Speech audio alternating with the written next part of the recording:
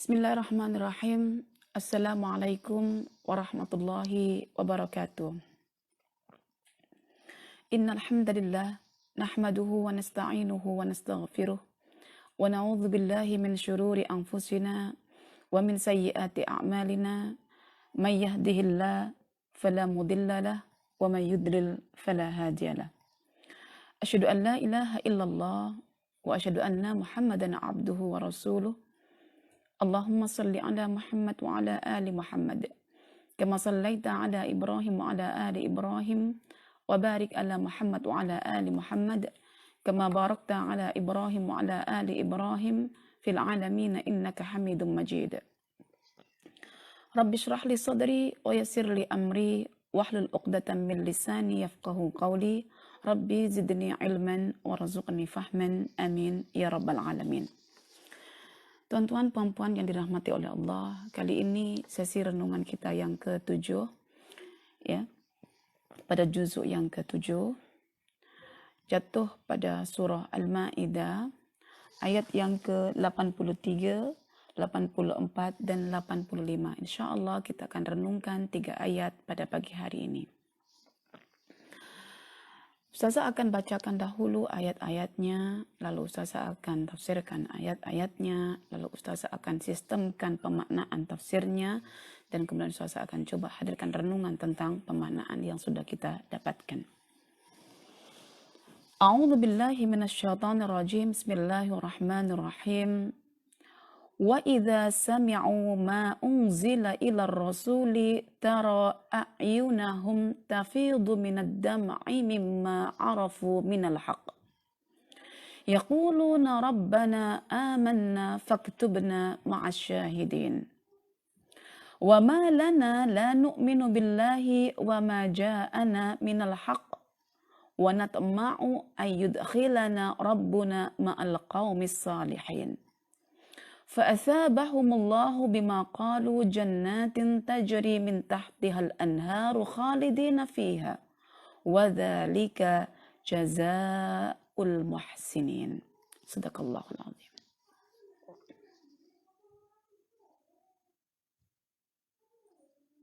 Dan apabila mereka telah mendengarkan apa yang telah Allah turunkan kepada Rasulullah Muhammad sallallahu alaihi wasallam, yaitu Al-Quran, maka engkau akan melihat berderai air mata mencucur daripada matanya itu, daripada mata mereka itu, disebabkan kerana mereka telah mengenali kebenaran daripada Al-Quran itu. Lalu lisan mereka menyebut dan mengatakan, duhai Tuhan kami, sungguh kami telah beriman, maka catatlah kami termasuk golongan yang telah menyaksikan akan kebenaran ayat-ayat-Mu. Dan mengapa kami tak mau beriman dengan keesaan Allah, dengan kebenaran kenabian Muhammad sallallahu alaihi wasallam melalui Al-Quran? Sedangkan kami begitu tamakkan, begitu berharap agar kami dapat dikumpulkan dan dimasukkan ke dalam golongan orang-orang yang saleh. Lalu Allah pun memberikan ganjaran kepada mereka ini atas apa yang mereka perkatakan itu. Ganjaran itu berbentuk surga yang dibawanya gemercik air sungai yang mengalir. Mereka hidup kekal di dalamnya. Dan itulah balasan atau ganjaran bagi orang-orang yang sentiasa berbaik sangka kepada Tuhannya, berharap dengan kebaikan-kebaikan yang ada di sisi Tuhannya, mewujudkan harapan itu dengan amal saleh dan doa. Mereka lah orang-orang muhsinin. Baik. Itu adalah makna atau terjemahan daripada 3 ayat dalam surah Al-Ma'idah juzuk yang ke-7. Hari ini Ustazah menggunakan tafsir Al-Jawahir yang ditulis oleh Syekh ya, Syekhul Azhar, ya, Syekh At-Tantawi. Beliau menyebutkan bahwa ketiga-tiga ayat ini adalah terkait dengan ahli kitab, yaitu orang-orang Nasrani yang didatangi oleh utusan Nabi Shallallahu Alaihi Wasallam, ya, yang didatangi dalam arti ketika umat Islam itu berhijrah ke Habsyah, ya, ke Ethiopia. Dan utusan yang akan membacakan ayat-ayat Al-Quran kepada mereka, kepada orang-orang ahli kitab Nasrani, adalah sepupu Nabi Muhammad SAW, yaitu Ja'far bin Abi Thalib. Atas bacaan yang diperdengarkan oleh Ja'far bin Abi Thalib kepada para pendeta Nasrani, membuat mereka yang mendengarkan ayat-ayat Al-Quran itu terpengaruh, ya, larut dalam buayan kenikmatan akan keimanan yang mereka rasakan ketika itu. Sehingga mereka yang mendengarkan bacaan yang dibacakan oleh Ja'far bin Abi Thalib menyatakan keimanannya. Bahkan Raja An-Najasyi mengirimkan anaknya sendiri untuk pergi ke Mekah menuju baginda Sallallahu Alaihi Wasallam untuk menyatakan tentang keimanan An-Najasyi, untuk menyatakan keimanan para rahib mereka, untuk menyatakan keimanan anak mereka sendiri. Kata An-Najasyi, itu kalau mereka sampai ke negerimu, wahai Muhammad. Namun ternyata mereka digulung badai ombak sehingga anaknya An-Najasyi, ya, Azha, tenggelam dan meninggal dalam hijrahnya menuju Islam, yaitu menuju Rasulullah Sallallahu Alaihi Wasallam. Itu yang disebutkan oleh Syekh At-Tantawi dalam tafsirnya Al-Jawahir. Baik, Ustazah tak panjang lebar dalam menjelaskan tentang penafsiran. Ya, cukup itu sebagai latar belakang turunnya, ya. Maksudnya ayat ini menjelaskan tentang keadaan mereka. Yang jadi masalah adalah Quran diturunkan untuk umat Nabi Muhammad, ya, untuk umat Nabi Muhammad. Tetapi ketika didakwahkan kepada mereka yang beragama lain, yaitu beragama Nasrani, mereka boleh percaya. Dan kita yang menyatakan sebagai orang yang beriman, yang percaya dengan Al-Quran, yang beriman dengan kenabian Muhammad SAW, namun apa respon kita terhadap Al-Quran? Adakah lebih kurang macam yang Allah nyatakan dalam kisah ini, ataukah lebih teruk, ya, maksudnya tidak menepati apa yang Allah sebutkan dalam ayat ini?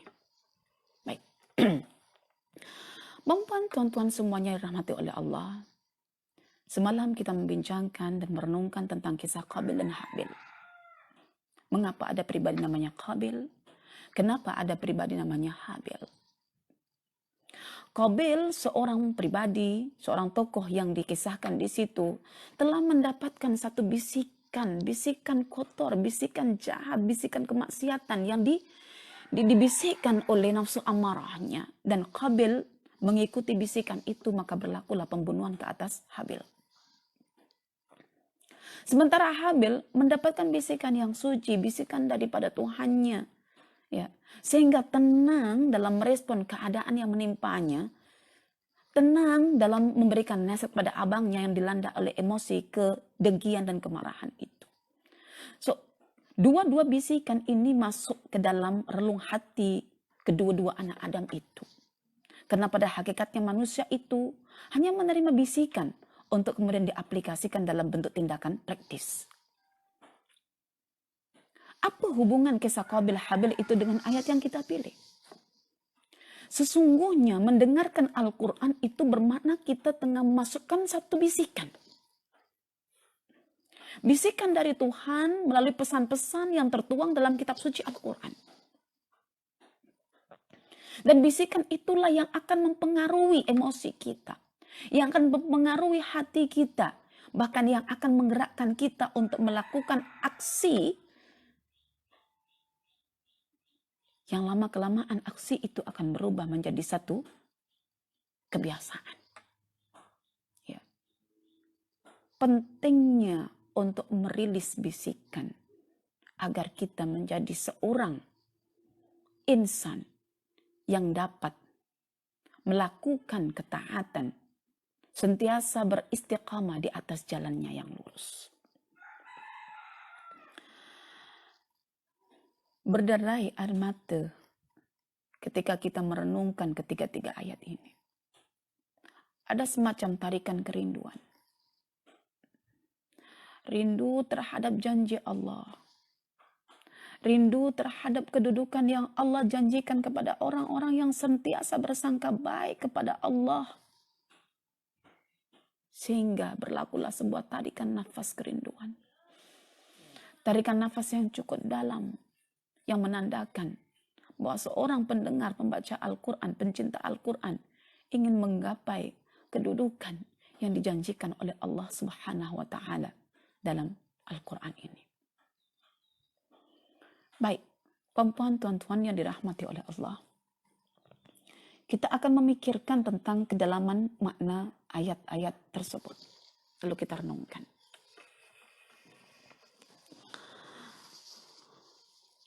Allah berfirman ya, pada ayat yang ke-83. Wa idza sami'u ma unzila ila rasuli tara a'yunahum tafidu minad dam'i mimma arafu minal haqq. Ya. Sami'u yaquluna rabbana amanna faktubna ma'as syahid. Ayat yang ke-83 ini kita sistematisasikan dulu ketiga-tiga ayat ini. Ayat yang ke-38 ini sebetulnya adalah menjelaskan tentang hakikat tadabbur. Mungkin perempuan tuan-tuan telah dibawa oleh ramainya tagline atau istilah-istilah yang sering didengarkan, yaitu tadabbur, tadabbur, tadabbur, dan tadabbur Al-Quran. Namun hakikatnya, realitinya kita belum mungkin menemukan dalam Al-Quran dalam bentuk praktisnya. Kadang-kadang bacaan Quran hanya membaca pun akan diberikan gelaran tadabbur. Tapi kita akan merenungi makna tadabbur itu pada ayat yang ke-83. So ayat 83 menjelaskan tentang hakikat tadabbur. Dan apabila mereka mendengar apa yang diturunkan kepada Rasulullah, yaitu Al-Quran, maka engkau akan menyaksikan ya, bahwa mata-mata mereka yang mendengarkan ayat-ayat Al-Quran itu akan menitiskan air. Namanya air mata.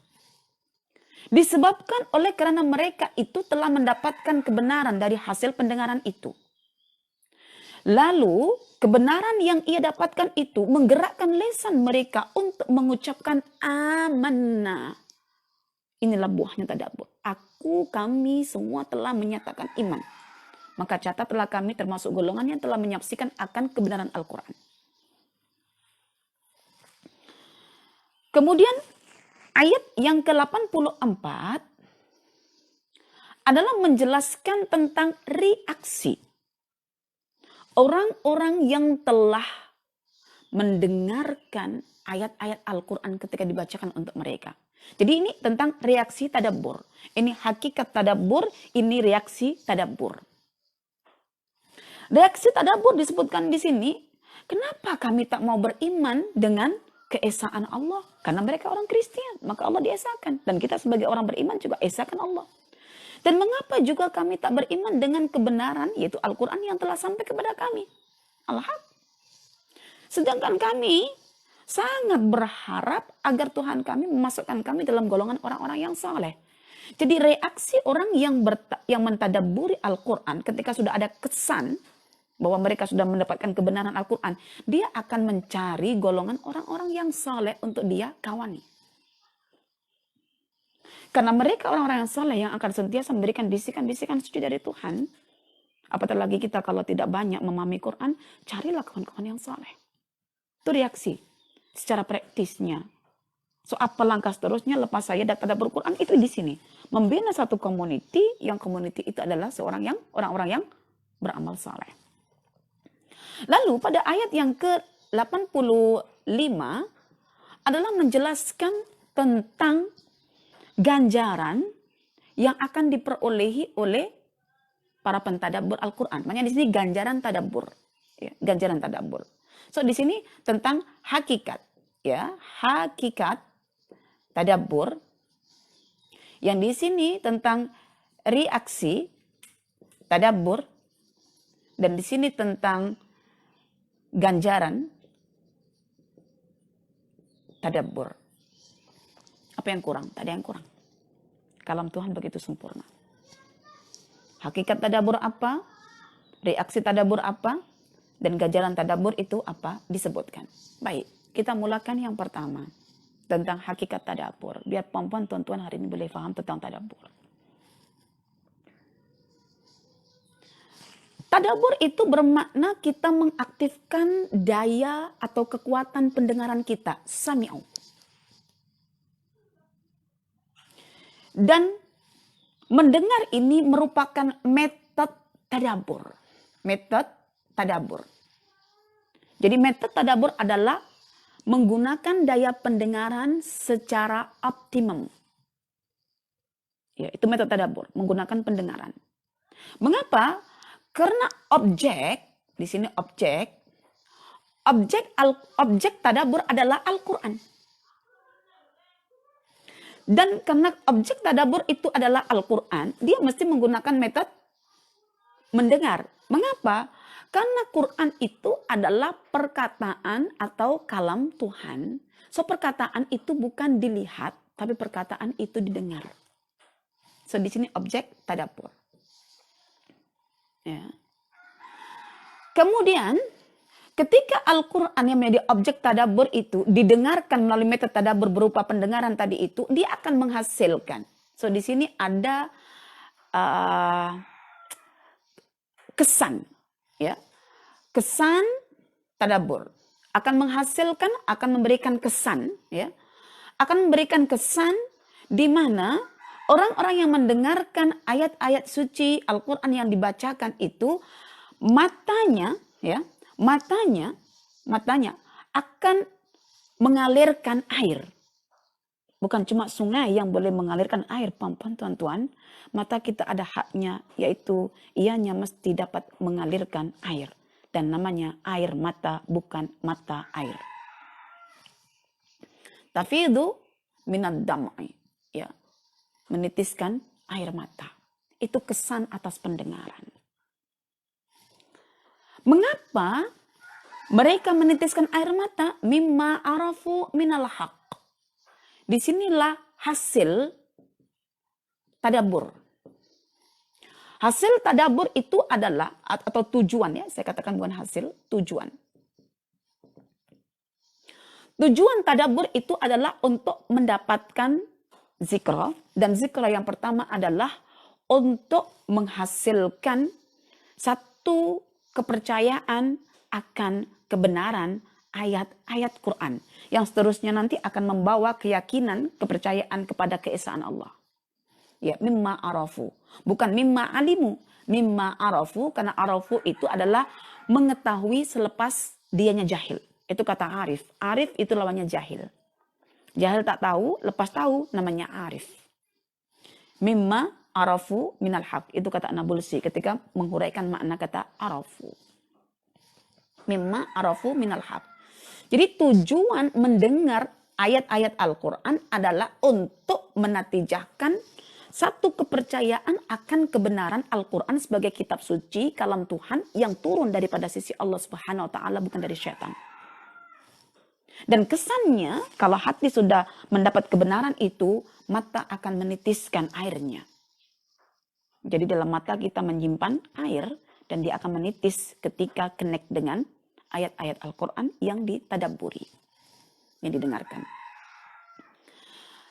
Ketika tujuan tadabbur terwujud, dapatlah fakta kebenaran itu, maka kepercayaannya akan Al-Quran itu dapat menggerakkan lesannya untuk mengatakan apa yang tersimpan dalam hati itu. Yaquluna amanna. Ya. Disinilah hasil tadabbur yang didapatkan. Hasilnya adalah bahwa manusia akan beriman ketika sudah membuktikan akan kebenaran Al-Quran. So ada metode tadabbur, ada objek tadabbur, ada kesan tadabbur, ada tujuan tadabbur, dan ada namanya hasilan tadabbur. Disebabkan karena mereka mendengar ayat-ayat suci yang dibacakan, maka kesannya mata itu menitiskan atau menderaikan air karena mereka telah mendapati kebenaran, lalu lisan tergerak untuk menyatakan apa yang ada dalam kolbunya. Ya, hiasan kolbu yang pertama adalah keimanan. Itu yang semalam kita bincang, banyak menghias tentang jasad, tetapi hiasan kolbu sendiri belum tahu. Ini hiasan pertama kolbu kita, yaitu beriman terhadap kebenaran Al-Quran. Seterusnya, apa kata Quran akan diimani. Dan Quran mengatakan bahwa Allah itu Esa, maka Allah itu diimani sebagai satu-satunya Tuhan yang patut dan layak untuk disembah.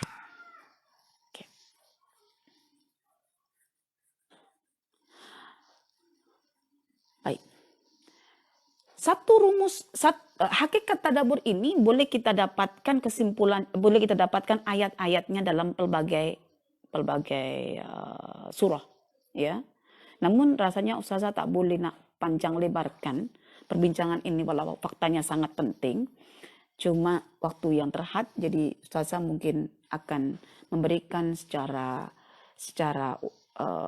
general saja bahwa inilah yang namanya tadabbur itu, puan-puan, tuan-tuan.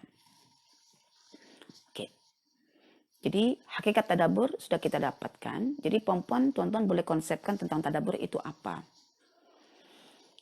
Kemudian, selepas seseorang yang telah mentadabbur Al-Quran itu menyatakan keimanan sebagai buah tadabbur, sebagai hasil tadabbur, maka mereka sendiri memberikan satu persoalan yang berbentuk ingkari. Kenapa kami tak beriman?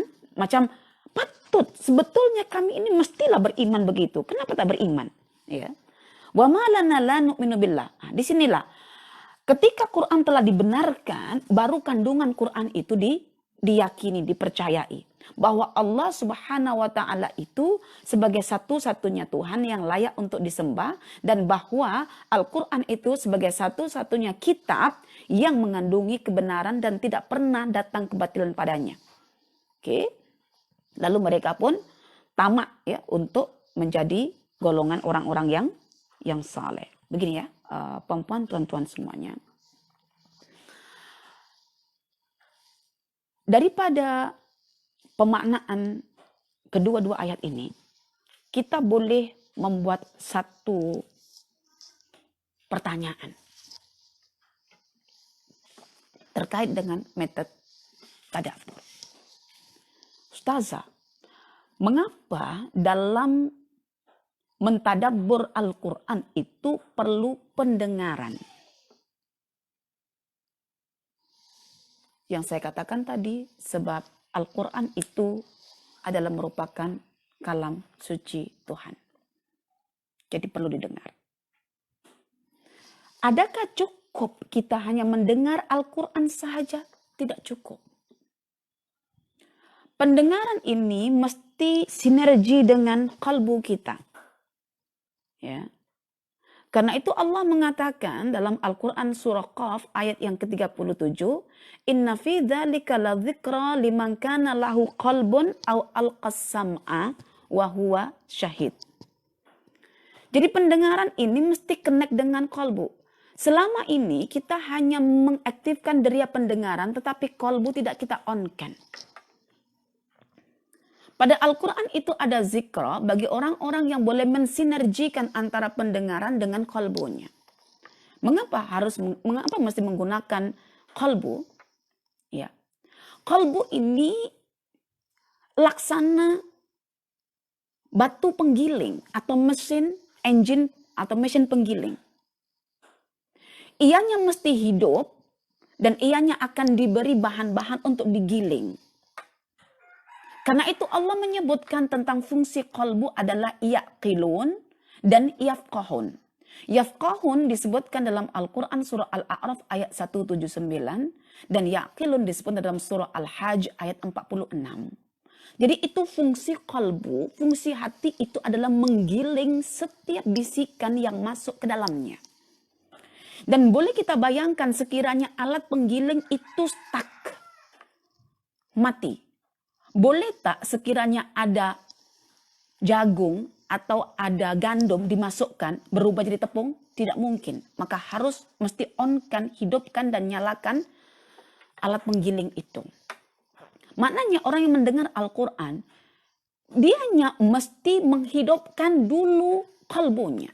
Maka Allah berfirman dalam surah Muhammad, surah yang ke-47 ayat 24, "Afala yatadabbaruna al-Qur'an am ala qulubin aqfaluha?" Adakah mereka tidak mau mentadabbur Quran, atau jangan-jangan mereka tak berjaya mentadabbur Quran karena hatinya itu ada sumbatan. Macam mesin penggiling itu kalau tersumbat, stuck. Kita masukkan beras pun tak akan berubah jadi tepung beras.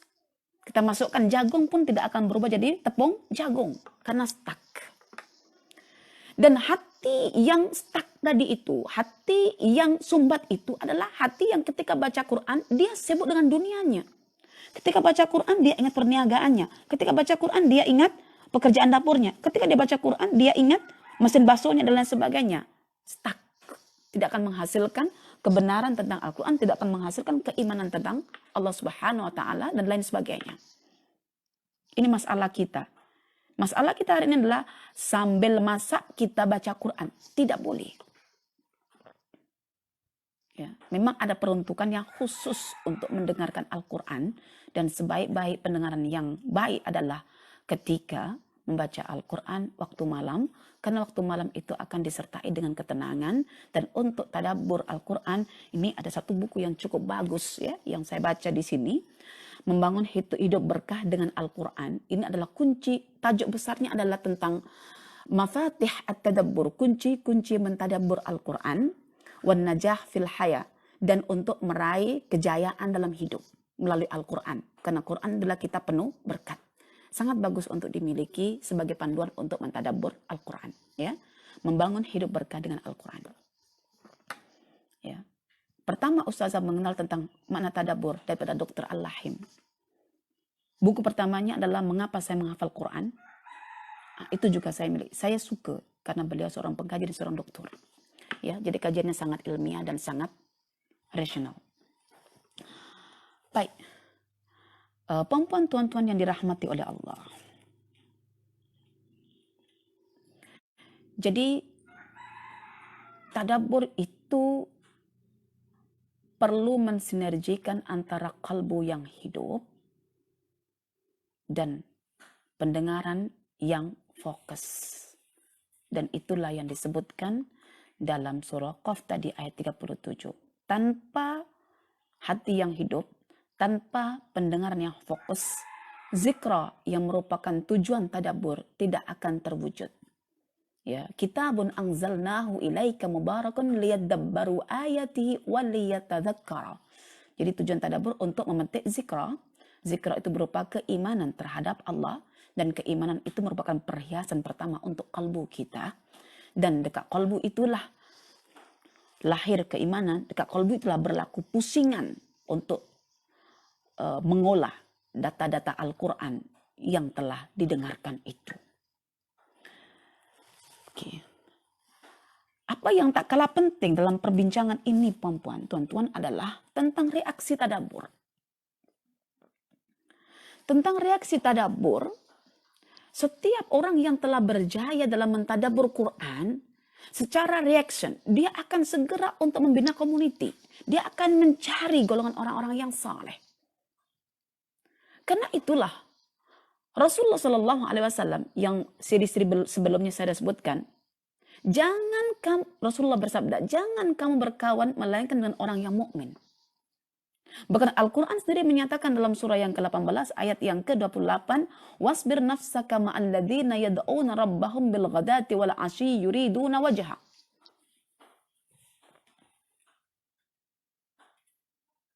Ya. Diminta untuk senantiasa berkawan dengan cara bersabar dengan golongan orang-orang yang saleh. Bahkan bukan cuma Allah yang menyatakan hal itu, Rasulullah yang perincikannya. Al-Imam Asy-Syafi'i pun menjelaskan. Apa kata Imam Asy-Syafi'i? Uhibbus salihina, dalam syairnya, Uhibbus salihina walastu minhum. La'alli an anala bihim syafa'ah. Wa akrahu man kana tijaratuhu fil ma'asi wa in kunna sawa'an fil bida'ah. Tamaknya Asy-Syafi'i terhadap kebaikan yang ada di sisi Allah berupa surga yang penuh dengan kenikmatan itu membuat dirinya mencintai orang-orang saleh walaupun dirinya mengatakan tidaklah saleh. Apa tujuan berkawan dengan orang saleh?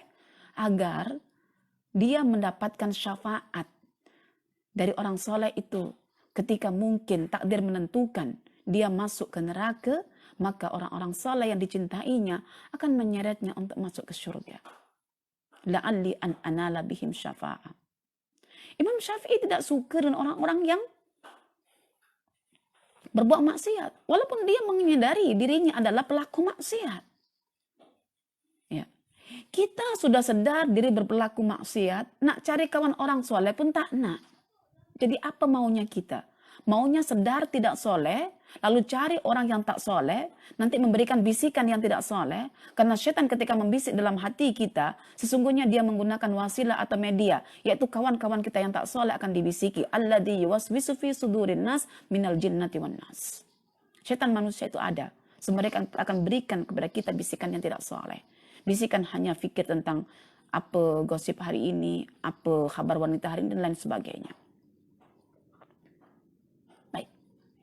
Jadi ini reaksinya, ya. Reaksi orang-orang yang telah mendengar Al-Quran dengan pendengaran yang fokus, sinergi dengan qalbunya yang tugasnya adalah untuk mengolah data-data yang didengarnya itu. Oke. Kemudian Allah tak mensia-siakan, Allah sungguh kesian, belas kasih dengan hamba-hambanya. Ketika sudah terpengaruh dengan ayat-ayat Al-Quran, memilih kawan-kawan yang saleh, bahkan minta dikumpulkan oleh Allah dengan kaum yang saleh, maka Allah segera menyambut tindakan tersebut. Harapan yang diwujudkan dalam tindakan itu disambut oleh Allah. Fa'asabahumullahu bima qalu jannat. Allah bagi surga. Jadi ini sebetulnya surga yang dirindui oleh para pendengar Al-Quran. Jangan terjebak dengan surga yang dirindui oleh para wanita yang dimadu oleh suaminya. Mungkin kita akan bincang di sini lebih spesifik. Surga yang dirindui oleh para pendengar Al-Quran. Sekarang ini saya sebetulnya tengah memasukkan satu emosi di hati puan-puan dan tuan-tuan semuanya. Al-Masyair Al-Quraniyah. Yaitu emosi-emosi Qurani yang dibina oleh ayat-ayat Al-Quran. Mengapa? Disinilah Allah menggambarkan tentang gambaran atau tentang bayangan betapa nikmatnya manusia yang hidup di surga penuh dengan pokok-pokok yang rindang, di bawahnya mengalir air mata sungai, bukan air mata kepala. Lalu kekal dan selama-lamanya di dalam kenikmatan itu. Dan itulah balasan bagi orang yang muhsin. Muhsin itu orang yang bersangka baik dengan Tuhannya, lalu berharap dengan apa yang ada di sisi Tuhannya, lalu secara reaksinya dia mencari kawan-kawan yang saleh, ya, untuk mendapatkan bisikan yang bagus, maka Allah akhirnya memberikan balasan surga kepada golongan muhsinin. Sejenak kita mungkin akan menarik nafas panjang-panjang. Satu nafas kerinduan. Kerinduan itu sebentuk emosi yang dibina oleh Al-Quran. Kerinduan dengan satu kedudukan, dengan satu darjat yang ditunjukkan oleh Allah yang akan diberikan kepada para pentadabbur Al-Quran. Para pendengar Al-Quran. Kerinduan untuk segera menempati kedudukan yang tinggi itu. Kerinduan yang sekian lama dinantikan. Ketika ajal menjemputnya, ajal itu dihadapi dengan ketenangan karena dia ingin menjemput kedudukan yang telah dia rindukan. Ya. Puan-puan tuan-tuan yang dirahmati oleh Allah. Dari sinilah puan-puan tuan-tuan, kita akan menghadirkan sebuah renungan. Renungan itu boleh kita hasilkan tatkala kefahaman kita sudah ada. Dan kefahaman itu kita bina ketika ada persoalan-persoalan yang kita keluarkan.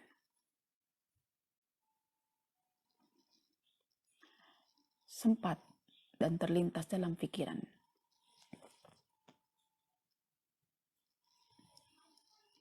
mengapa kita perlu untuk tadabbur Al-Quran? Apa kepentingan tadabbur Quran itu, puan-puan dan tuan-tuan?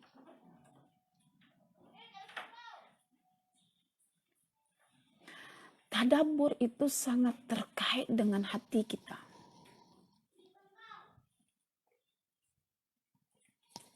Tadabbur itu memiliki satu orientasi perenungan terhadap kedalaman pesan-pesan Tuhan yang tertuang dalam kitab suci Al-Quran. Dan tadabbur itu akan menghasilkan bisikan-bisikan yang akan masuk ke dalam hati manusia. Hati manusia itu, puan-puan dan tuan-tuan, diibaratkan laksana batu penggiling ataupun mesin penggiling yang akan siap untuk menerima bahan-bahan yang akan dimasukkan ke dalam mesin penggiling itu.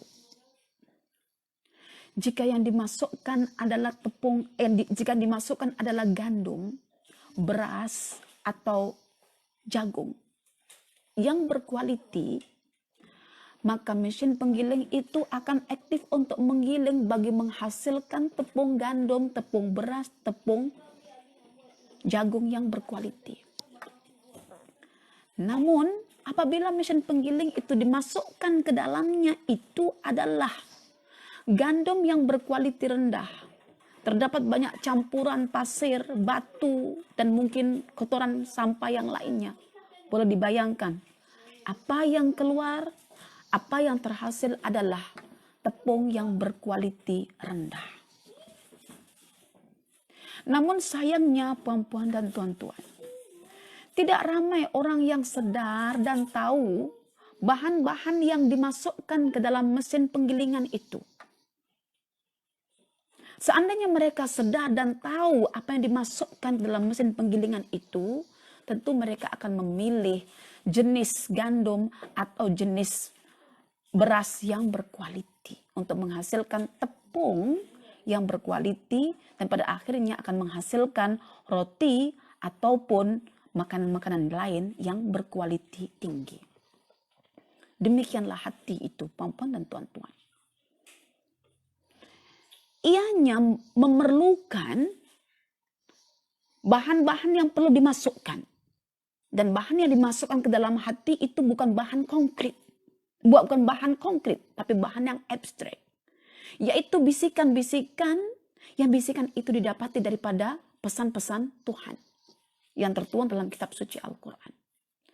Ketika bisikan Tuhan itu masuk ke dalam hati, hati yang hidup tadi akan mengolah, sehingga keluarlah yang namanya kesaksian atas kebenaran Al-Quran, kesaksian atas kebenaran tauhidullah, ya, kepercayaan atas keesaan Allah, kepercayaan atas kebenaran risalah kenabian Muhammad SAW, kepercayaan tentang hari kebangkitan, bahkan keyakinan akan datangnya satu kehidupan selepas kita semua dimatikan. Namun sayangnya, tidak semua orang sadar dan paham jenis bisikan yang diolah oleh hatinya. Bisikan itu cukup banyak, puan-puan dan tuan-tuan. Al-Haris Al-Muhasibi, ya, semalam saya sebutkan satu kitab namanya Adabun Nufus. Al-Haris Al-Muhasibi menyebutkan, terdapat 3 jenis bisikan dalam hati kita.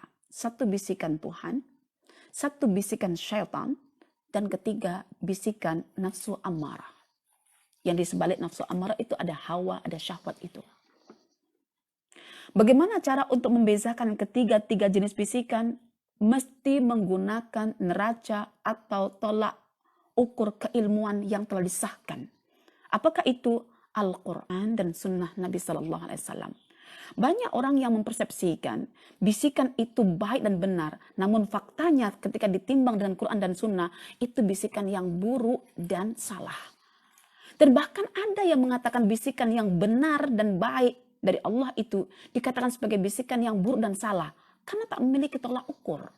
Ramai orang mengatakan itu baik, tapi Quran mengatakan itu tak baik. Ramai mengatakan orang itu benar, tapi Quran mengatakan itu salah.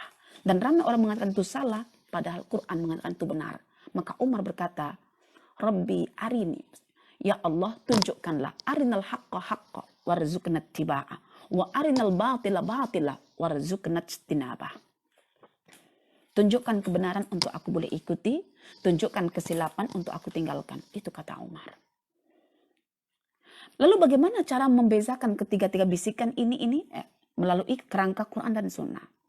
Apabila kita ada bisikan, lalu kita tengok dalam Quran dan Sunnah, ternyata benar, oh itu bisikan Tuhan yang berselidung di sebalik bisikan hati nurani kita. Atau bisikan malaikat. Tapi bila kita cek, Quran tak menyebutkan, Sunnah tak menyebutkan, oh ini bisikan yang keliru, yang salah, yang silap. Lalu ini daripada bisikan syaitan ke bisikan nafsu amarah. Maka kata Al-Haris Al-Muhasibi, cukup dengan mengatakan a'udzubillahi minasyaitonir rajim. Bila bisikan itu hilang, itulah bisikan asyaitan.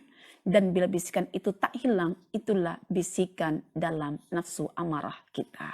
Dan nafsu tidak akan pernah meninggalkan kita, karena nafsu itulah yang akan sentiasa mengajak kita dan mengajak kita untuk masuk ke surga, asalkan kita boleh mengatasinya dengan akal yang Allah kurniakan. Baik, perempuan dan tuan-tuan, itu cara membezakannya.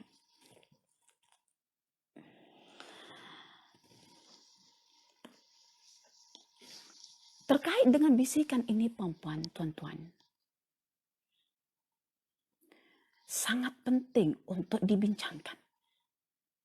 Mengapa penting? Karena dia akan connect, berhubung dengan kalbu kita, yang akan berhubungan lagi dengan iman kita, yang berhubungan lagi dengan keyakinan kita, yang akan berhubungan lagi dengan kepercayaan kita pada Allah dan hari akhirat. Penting, karena itu tujuan hidup kita. Maka penting untuk membicarakan tentang bisikan. Seperti pentingnya membicarakan tentang Qabil dan Habil.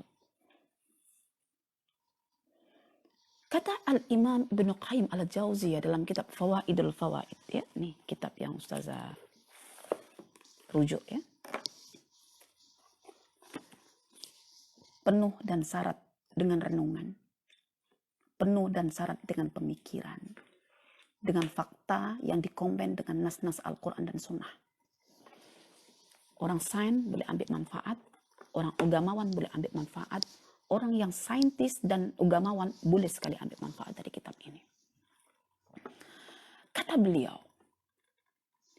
bisikan itu ya sama ada baik atau buruk. Kalau dibiarkan, lama-lama akan berubah menjadi sebuah ide atau gagasan. Boleh bayangkan, tuan-tuan boleh bayangkan, sama ada bisikan dari Allah atau bisikan daripada syaitan dan hawa nafsu kita. Kalau dibiarkan, dia akan menghasilkan satu atau membentuk satu ide ataupun gagasan. Apabila ide gagasan dibiarkan terus, dia akan berubah menjadi keinginan.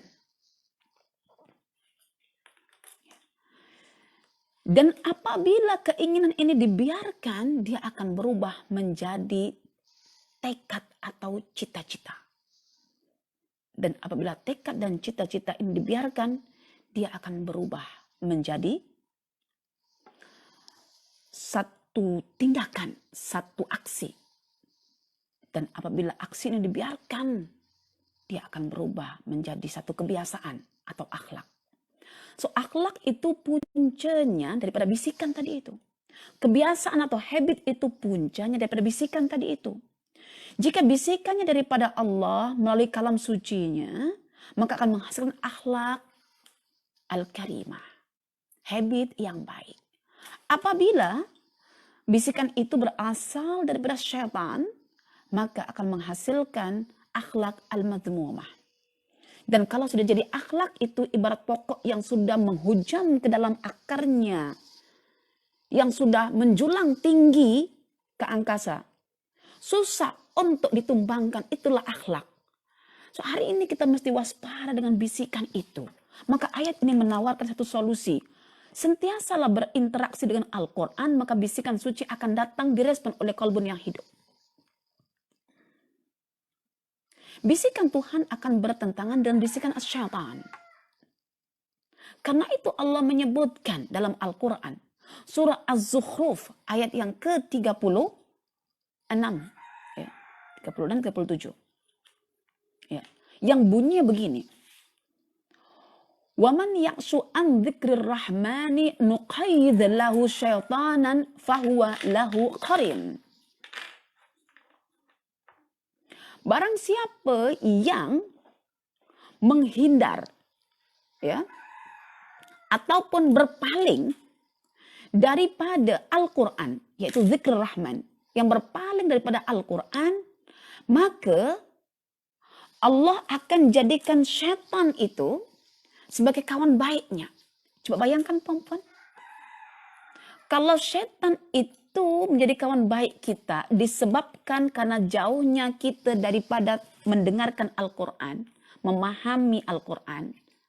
Sebelum dibayangkan, kalau satu hari, satu jam kita hanya berinteraksi dengan Al-Quran, baginya itu dengan apa kita berinteraksi perempuan? Iya, kalau lepas baca Quran kita masih follow up dengan buku bacaan yang baik. Tetap mengingati Allah. Segala apa yang kita baca, yang kita dengar, yang terkait dengan Allah dan hari akhirat, itu namanya zikrullah. Tetapi selain itu, bermakna kita dalam kelalaian. Dari situlah bisikan syaitan akan masuk. So kita boleh jangkakan dan boleh kita ukur, boleh kita timbang dalam sehari itu bisikan yang masuk itu syaitan yang lebih banyak atau bisikan Allah. Karena Allah itu ya memiliki musuh namanya syaitan. Jadi kalau kita kenal Allah, kita mesti kenal syaitan. Kalau kita kenal syaitan, kita akan kenal Allah. Demikianlah kata Ibnul Qayyim. Ya, jadi yang jadi masalah adalah sebanyak mana kata-kata Allah masuk dalam hati kita. Atau jangan-jangan lebih banyak kata-kata manusianya. Tuan-tuan, kita mesti waspada hari ini. Jangan sampai hati kita itu menggiling kata-kata kotor yang sentiasa kita dengarkan. Kata-kata lucah, kata-kata penuh dengki, kata-kata amarah. Sebab hanya akan menghasilkan kemaksiatan. Bukan ketaatan penuh dengan azam. Saya di sini berpikir, perempuan. Berpikir apa? Ya Allah, alhamdulillah, apa jadinya saya seandainya Quran tidak Allah turunkan? Yang ada bisikan syaitan yang masuk dalam diri saya. Apa jadinya saya seandainya Allah tak perintahkan saya untuk mendengar Quran? Yang saya dengar hanyalah kalam manusia dalam bentuk kata-kata yang tidak ada makna, dibalut dengan dendangan, alunan, musik dan lain sebagainya yang membuat kita jadi terharu bukan karena bisikan Tuhan, tapi terharu dengan kata-kata manusia yang tidak bersandar langsung dengan firman Allah Subhanahu wa taala. Ada orang hari ini yang terharu bukan daripada Al-Quran, tapi terharu oleh kata-kata manusia yang sama sekali tidak dinukil daripada firman Allah Ta'ala. Apa kata-kata kita yang sudah kita persembahkan untuk anak-anak kita? Anak-anak kita punya hati, suami kita punya hati.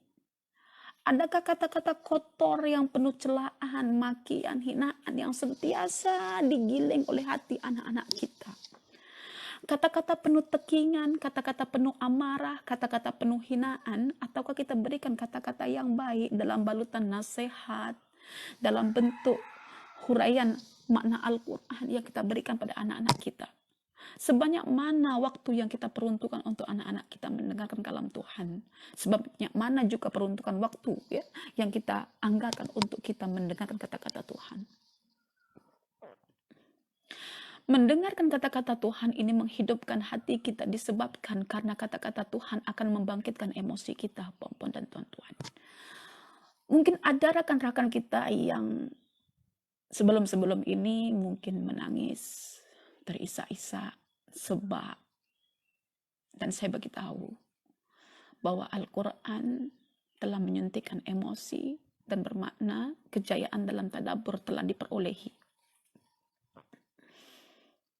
Titisan air mata tak perlu dipaksakan. Dia datang mengalir sendiri selari dengan kolbu kita. Kolbunya beriman, kolbunya menyaksikan kebenaran, air matanya berderai. Karena itu, ada banyak emosi yang akan muncul dalam diri kita. Tentunya emosi yang bagus dan dinilai pahala oleh Allah dan boleh dijanjikan masuk surga bagi para pentadabbur Al-Quran. Setiap para pendengar Al-Quran yang baik, dia akan menghasilkan satu tarikan nafas panjang yang disertai dengan emosi. Sama ada emosi itu dalam bentuk kesedihan, kebahagiaan, penyesalan,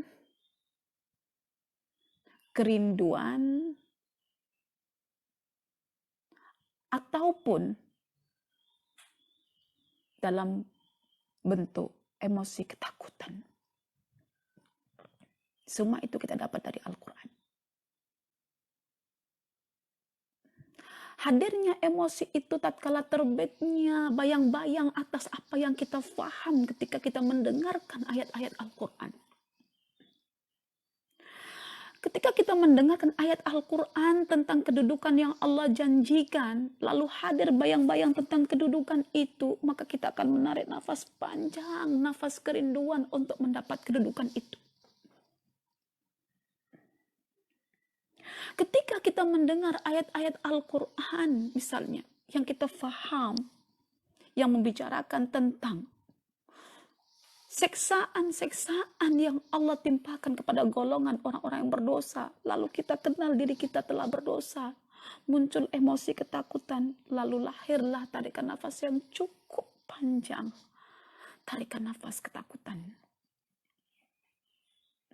Ketika kita mendengarkan ayat-ayat Al-Quran dengan penuh kefahaman. Yang membicarakan tentang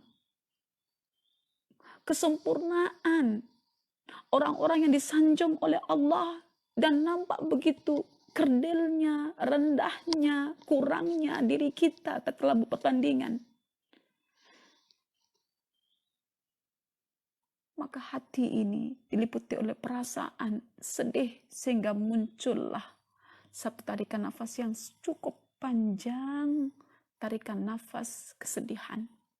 Karena belum sampai lagi pada derajat orang yang sempurna, yang telah mencapai destinasi mereka menuju Allah Ta'ala. Ketika kita mendengarkan ayat-ayat Al-Quran dengan penuh kefahaman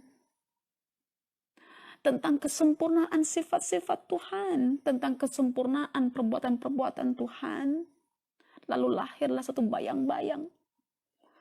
Ya Allah, sungguh indahnya Engkau, sungguh sempurnanya Engkau, sungguh diri ini ingin mendapatimu ya Allah. Tetapi ketika ayat-ayat itu menguraikan tentang rintangan-rintangan yang akan dihadapi bagi para pencari Tuhan,